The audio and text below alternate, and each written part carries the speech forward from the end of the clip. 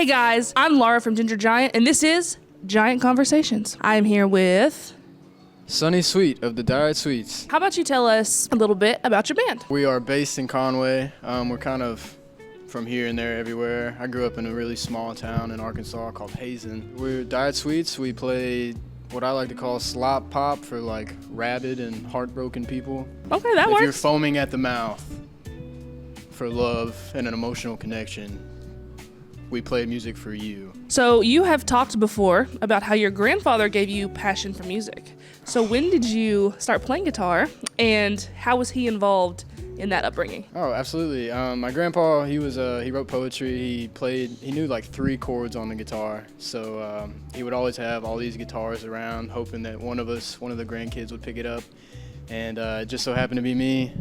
He taught me what he knew, and then I just kind of went from there with the internet and stuff. And he was a big driving force of why I do music and stuff. I write a little poetry. A lot of it, sometimes I'll write a line and it gets used in a song or something, but I was gonna say, does your poetry like become song lyrics? Is that how you write song lyrics? Occasionally it does. I'll be sitting at work or just at home and I have a little journal. I'll just be writing my thoughts out and stuff. If there's a line I like, it'll get pushed towards a song, but most of the time it just stays in my journal. So have you ever like written a poem, or is it just like a line and you're like, ooh, I want to make a whole song around that? Oh, absolutely, yeah. There's like these one little lines that I think are catchy, or it makes good for a song, and I'll just build off of that. Do you use like demos you've had before to add it to if it fits, or you're like, no, I need to write something completely new for this line? Occasionally I'll take old songs that I've written that just don't resonate with me anymore, and then I'll take the new little poetry line or whatever, and then I'll mix it in there and make something new. Band members, you've been through a lot of band member changes. Yeah. So are there any, like besides you, are there any permanent members currently? No. I mean, it's just me, really. We started out, my bass player, my old bass player, he just joined the Air Force, so he was one of the original members, but he had a sense of duty. This fly is flying around. I swear to God, I showered. There's also like 200 pounds of Olive Garden in the back. So the new edition we have right now is just kind of what I put together so far. I got Hunter Kirksey from Prop Hunter. He did lead for us a little while, but then he stepped away, and now he's back for good. He's stuck with me forever. And then we also stole Alec from Prop Hunter to play bass. So, are they involved in your songwriting process at all, or have you like not recently put out anything new, or is everything from your original band members written, or is it like, no, I just write everything myself? I write a good chunk of it, but when it comes to their parts, they do have the freedom to make whatever they want, whatever they feel best helps the song reach its potential. Yeah, I mean, I wouldn't have these songs or anything without them. Like, they wouldn't sound the way that they would, because it would just be all me. With those 3 or 4 new songs that you just did, first off, have those been released, or they were just... No, we're working on recording them for an album called Have Mercy. Heard it here first. Yeah, heard it here first. Album called Have Mercy, which is also the name of my unborn child. Have Mercy? Just Mercy. That's so cute. Thank you, Mercy Sweet. Coming at you October or something.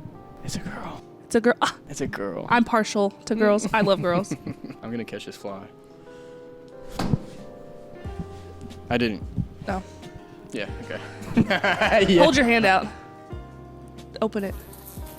Can you describe a little bit, explain the songwriting process with the current members you have? Do you guys like get together and you're like, let's just write music? Are you, I mean, obviously you said you have lyrics sometimes, or is it like you guys would like send demos back and forth and be like, ooh, or a riff, or how does that work? Yeah, demos are a big part of it. A lot of the time I'll be sitting at home. I try to write some kind of new song at least like once or twice a month. Not all of them are great, so I think I do my best to write what I can when I can, and the ones I think that'll really punch or give an emotional feeling to the people in the crowd I take to practice, and then we build on it from there. So the way that you judge whether a song is gonna make it is by how much emotion it has? I like to imagine what the people in the crowd will feel when we play this song. I think That's always been a big part of it for me, is being heard, making other people feel the things that I felt when I write these songs. Growing up, I didn't really have much of a voice, and now all these people are like forced to listen to me because I have a microphone. So I like it. I like to be heard. Last year, you guys put out a raw acoustic song called Sleep Dreaming. We did, yeah. And it was the first, you said it was the first song on an upcoming acoustic EP. What can you tell us about the future of that? That was just, I don't even know what happened to that, actually. It just kind of vanished.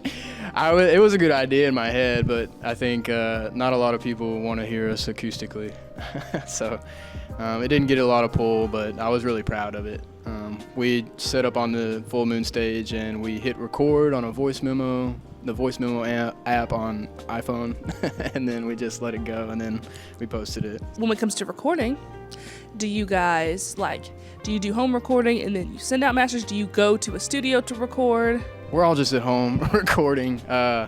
We've been to the studio before. It was okay. That was our first little EP we released, was at the studio. I think it's just easier for us to just all be alone in our little dark corners of our music rooms and record. I used GarageBand and the little red box there, the Focusrite, so to do demos and just try to do my best to. Also, shut up, Justin. God, we do some recording here as well at Full Moon Records. He'll probably let you do that if you pay him. I'm sure Justin will let you do a lot of stuff if you pay him. Yeah. Do you mix and master, or do you guys send it off? No, I send it off. Our last single we released was June 2, and we had Justin of Full Moon Records mix and master it. So if you don't like it, interesting, take it up with him. Austin Sublet mix and master our first EP and our first single, and he's a really cool guy. Give him your money. On your personal Instagram, you have a collection of posts titled Scenes from a Dream I'm Having. What's the story behind those posts? Yeah, that was just about my trip to Germany recently. I took my really cheap Canon camera from Walmart, and I put a brown pantyhose over the lens to kind of give it that vintage feel. And I just took a bunch of pictures while I was there on my trip and just sectioned it out, scenes from a dream I'm having, because when you're on a trip like that, it does feel kind of like a dream. Absolutely. I'd been there before, but it was nice to revisit everything with like an older brain. You posted a snippet from a 2022 Diet Sweets demo called Party Pearl called Pretty Pearl Necklace. Will we ever hear the song recorded? And are there any other old demos that you have that you want to redo?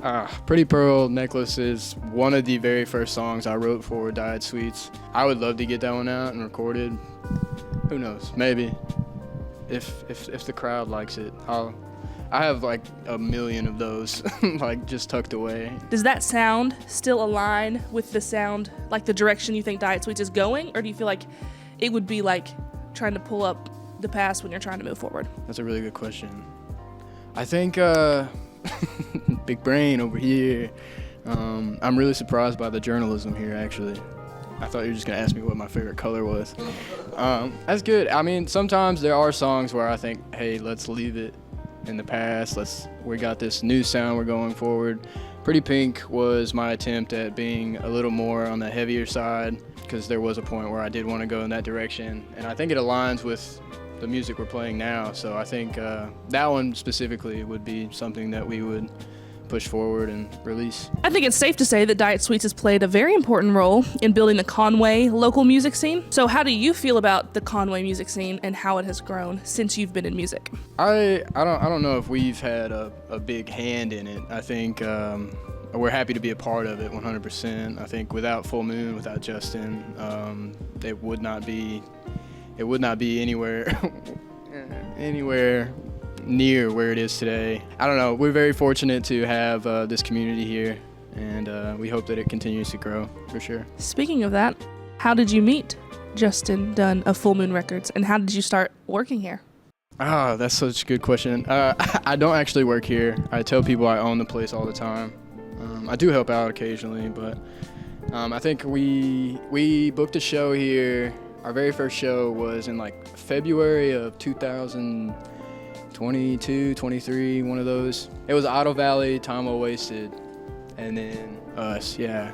And that was our first show here. I remember it. I wore overalls and a striped cutoff shirt, played a cover of a Weezer song, and I danced around the pole and unbuttoned my overalls in a very slutty fashion. And after that, he wouldn't stop calling me, so I just decided, hey, why not just own this place? That's a really sweet love So story. I bought it. Your new single, June 2, just dropped. Yeah. Tell us how that came to be, and what does that song mean to you? Dude, that song is, one of those times in your life where life is just, it feels pure almost in a way. And when you think about it, like nostalgia really creeps up on you, but you realize it's just a pretty little liar. June 2, for me, is like leaving it, like thinking back to this moment in time when it's good, but also being strong enough to leave it where it lies, You have some, now has become iconic, like eye makeup that you wear at shows. So tell us about that. Like, what does that mean, and how did you start doing You that? think I'm an icon? Maybe a little bit. Okay. The eye makeup, I don't know. I just wanted to stick out. I mean, I never really thought that our music was that good, so I thought maybe if I paint my face and just dance around, people will still come to shows either way. So here we are. So our final and maybe most important question would be, how does Diet Sweets feel about playing Ginger Giant's very first headlining show at Full Moon Records on October 18th? October 18th. Yes, unless I have a baby. But it's like late October, so I mean, we would love to. I mean, hey, if she comes early, then we can bring the baby to the show. Well, if she came early enough that she could come to the show, you'd probably be in the hospital still for the True. show. But So we moved the show to the hospital. thank you so much for coming on, talking with me. It's been super fun. This has been Giant Conversations with me, Laura from Ginger Giant, and Sunny from Diet Sweets. So tell everybody, where can we see you and where can we hear you? Well, when I'm not lollygagging in the cereal aisle at Kroger, you can find me on Instagram at dietsweetsmusic.com. There's no .com at the end of that. We just released a single June 2. It's on Spotify, Apple Music, everywhere. Give it a listen if you want. What's your favorite kind of cereal? Dude, I've been on this honey and oats Cheerios kick.